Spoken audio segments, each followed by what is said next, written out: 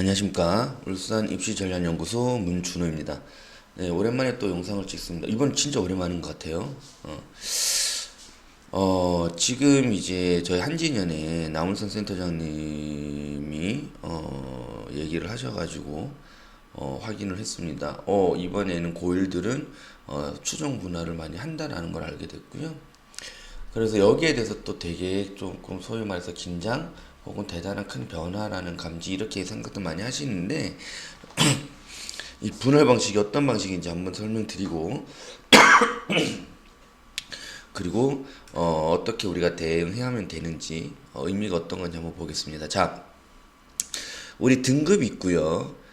A, B, C, D 성취도가 나오죠. 그리고 고1들부터는 예전 고2까지의 이전 고2까지의 진로 선택 과목처럼 이제 모든 과목들에 대해서 이제 성취도 비율이 나오게 됐어요. 표준 편차가 빠지면서. 그러니까 우리 학교는 지금 이 과목의 A는 몇 프로고 B는 몇 프로고 이걸 이제 공개하게 되는데 그게 학생부 기재가 되는데 그러면서 이제 어떤 형태가 됐냐면 사실 울산은 솔직히 다 찾아보진 않았습니다만 정말 대부분이 95% 이상으로 자신할 수 있는데 대부분이 고정 분할 방식을 썼어요. 그러니까 90점 이상 A, 80점 이상 B. 90%라는 성취도를 마치 절대평가 90점, 80점처럼 그렇게 했던 게 대부분이에요.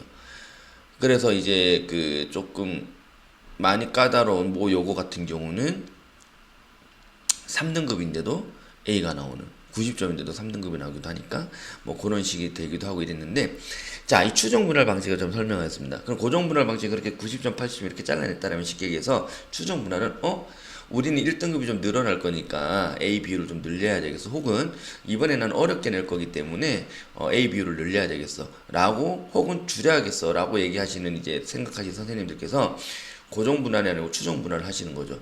이 정도 과제를 낼 거, 이 정도 수행 평가를 할 거고, 이 정도 난이도의 시험을 낼 거기 때문에 사실 한 80점 이상도 A로 줘도 돼. 라고 얘기하면 80점 이상 될 것이고, 그렇게 하는 게 이제 추정 분할입니다. 그런데 울산에, 자, 한번 볼게요.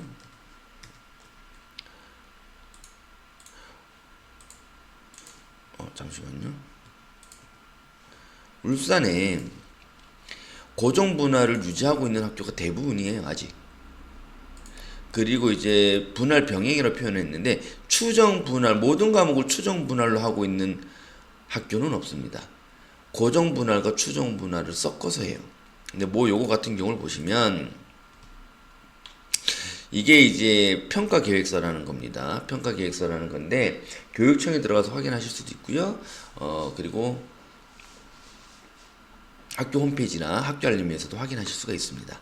자, 그런데 보시면 이거 보면 아주 자세하게 잘 나옵니다. 우리는 이 기말 때도 서술형을 낼 거야. 근데 기말 때 서술형 10%만 낼 거야. 뭐 이런 것들도 다 할 수 있고. 그래서 이것들을 다 모아서 최종 평가를 낼 때 추정 분할 점수를 쓰겠다라고 얘기하는 거예요. 사실상 현재 고1들이 추정 분할을 쓰겠다라고 하면 90점이 안 돼도 A가 나올 가능성이 높죠. 일단 1등급 비율만큼 좀 늘리기도 해야 되고 난이도가 어려운 학교들은 그렇게 조절할 겁니다. 자, 그럼 이제 이렇게 생각하시면 돼요. 모든 과목이 고정 분할을 그대로 쓰고 있는 학교는 선생님들이 다 이제 모든 대부분 많은 선생님들이 연수를 하고 하셨기 때문에 그러지 않겠습니다만 1등급의 상당수가 B가 나올 가능성도 높고요. 그리고 실제로 중간고사를 쳐봤을 때 많은 선생님들이 체감하신 난이도가 상당히 쉬워졌다라고 얘기하시는 분들이 많으세요.